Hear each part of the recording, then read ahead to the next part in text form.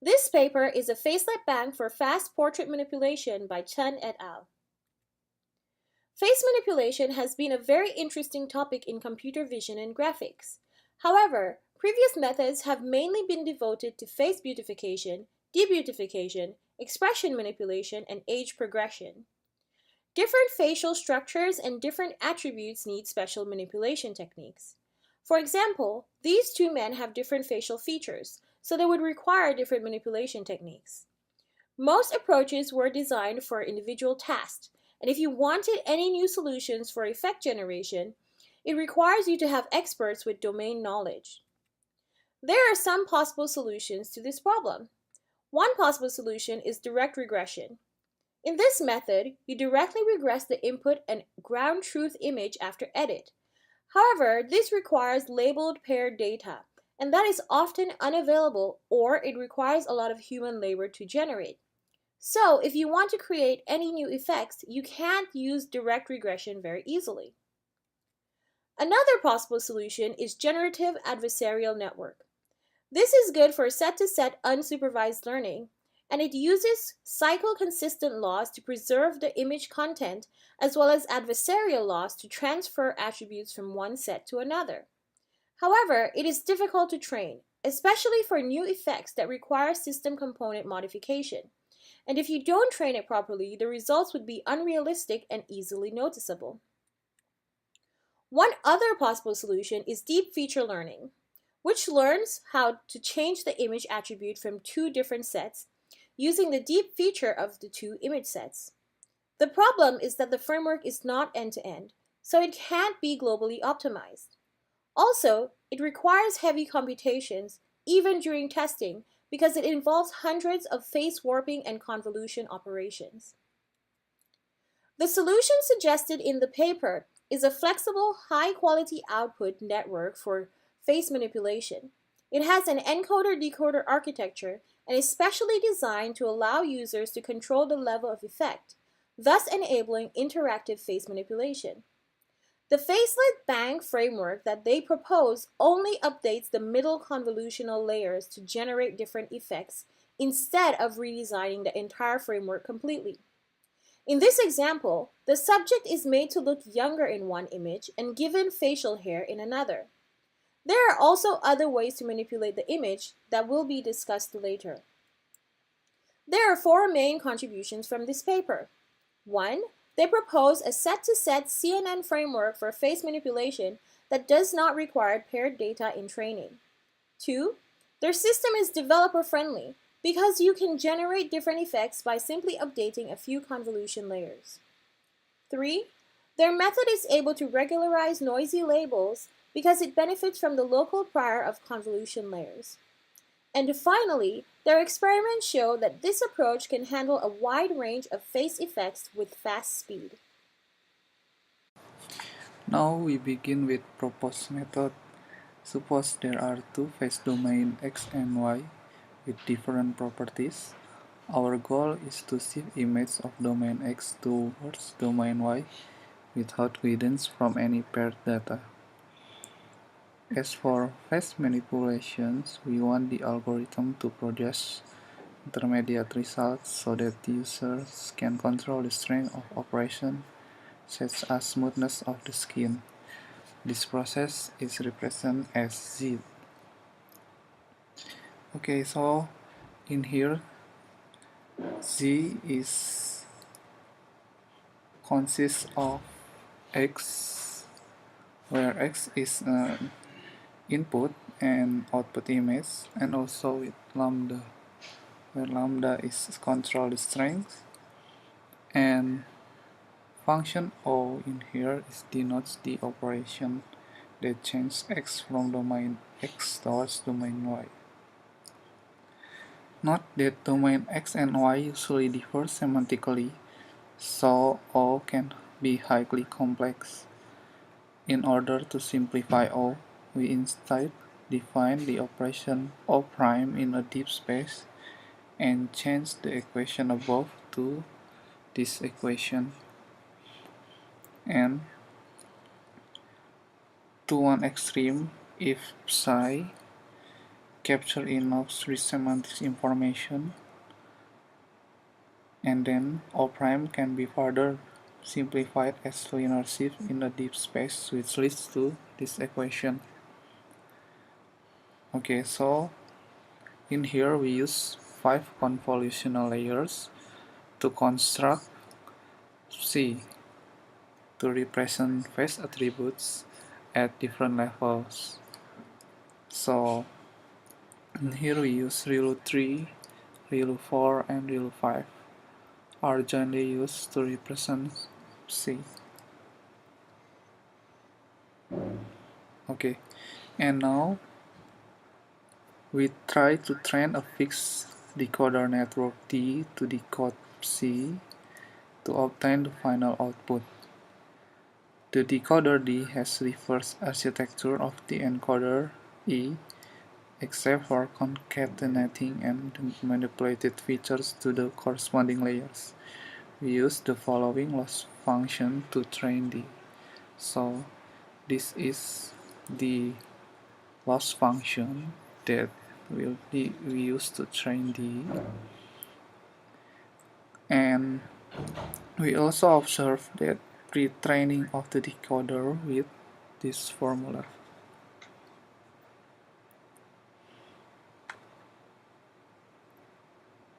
Okay, so this is the overall structure that we use.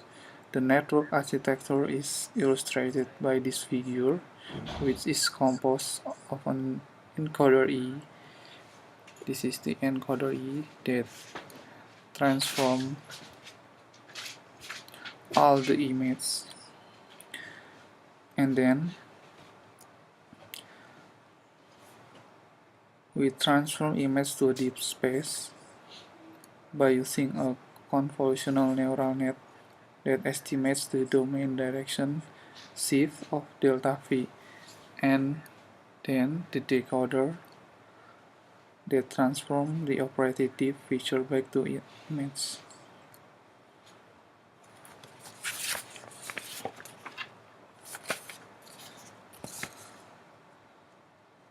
And we begin to learning facelet banks.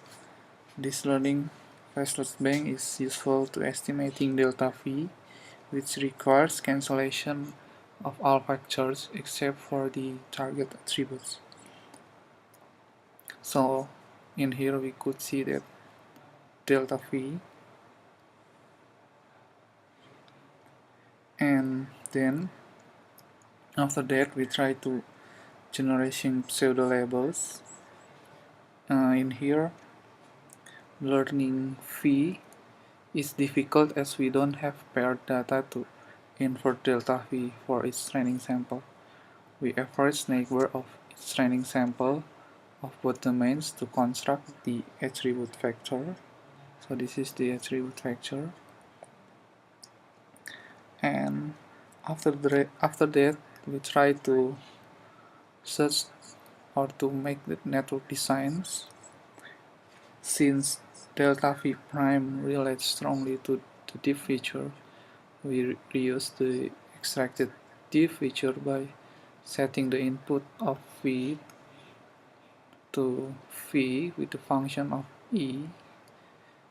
We stack 3 fully convolutional layers with ReLU activation to capture the nonlinearity relation. In this way, V can be learned as the equation below. So this is the V, and finally we start to make more analysis of the facelet banks. Although our facelet banks learns with the help of pseudo paired data delta V prime, it has additional advantage compared with directly using delta V prime. So in terms of noise resistance, our facelet banks can even outperform the pseudo label of delta V prime.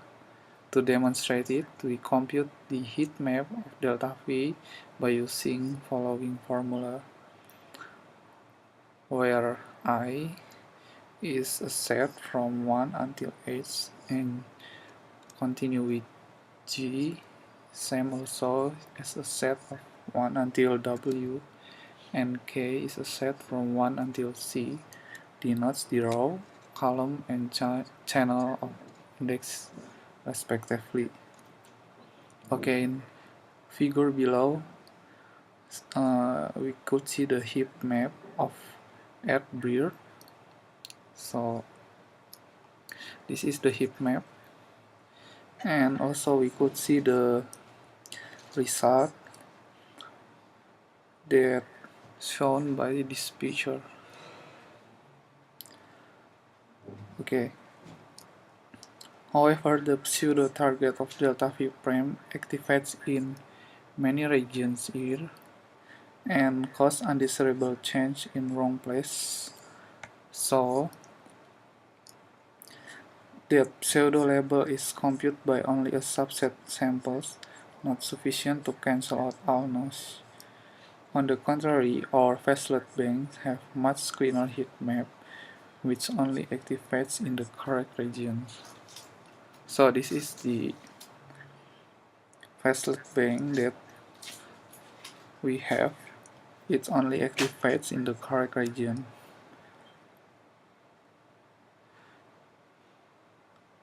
In terms of implicit attention mechanism, another advantage of our faceless bank is the implicit attention mechanism.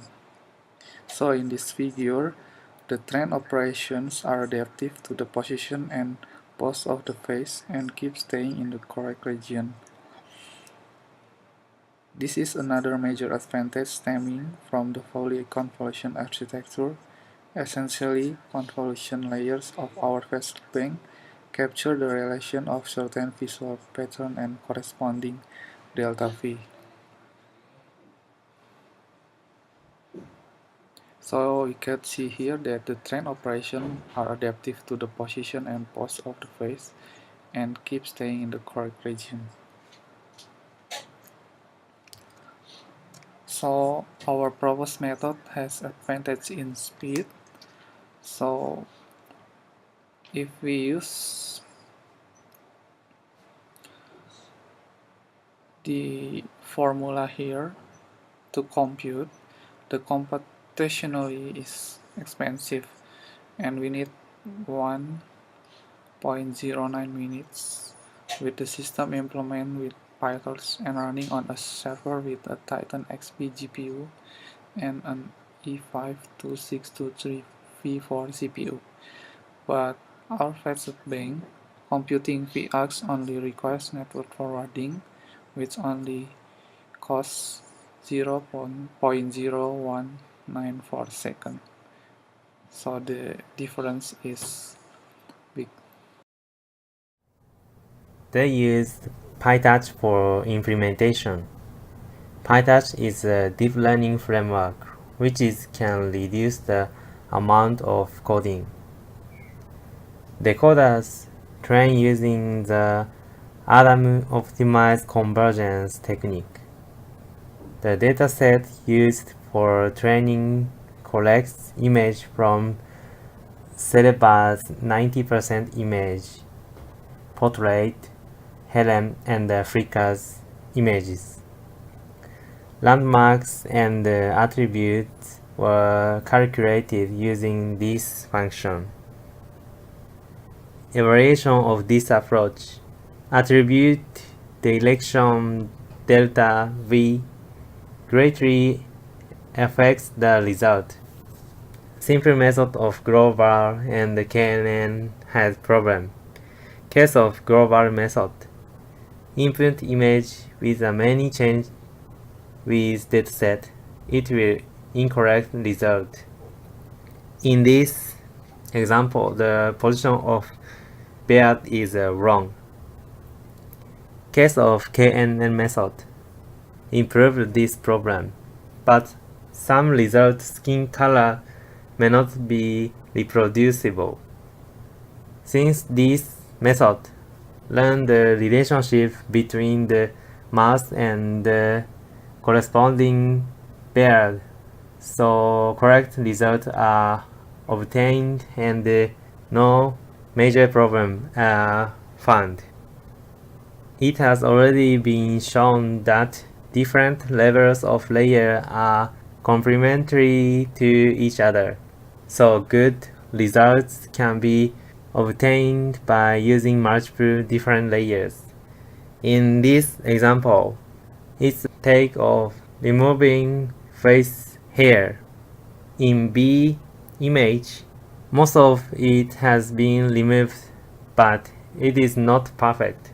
In the C image, layers 4 and 5 are used and the results are better. In the D image, use all layers to produce complete results. Now I talked about different operation strengths. Deep feature and the shift are calculated once. Then you can calculate the intensity layer. So you can calculate image of different intensity at high speed. Those are results with different intensities, but the result may be slightly unnatural if the intensity is strong. This is compared with another method. Quality overall has better result than cycle GAN and DFI, and in the higher result, our approach's results are better than DFI. Speed is almost as cycle GAN, and 3,371 times faster than DFI approach. Let's see an example of adding a beard to a woman's face. This is a little bit illegal case of effect. You can see that better results are obtained than DFI. DFI depends greatly on training set samples, but their method is a mass-beard relationship and the results are better. Conclusion: they proposed a framework for genetic face manipulation. As a feature of this framework, it is possible to run change of attribute of face from only 2 images, and the person labeling is unnecessary, and the amount of calculation is not large. Thank you.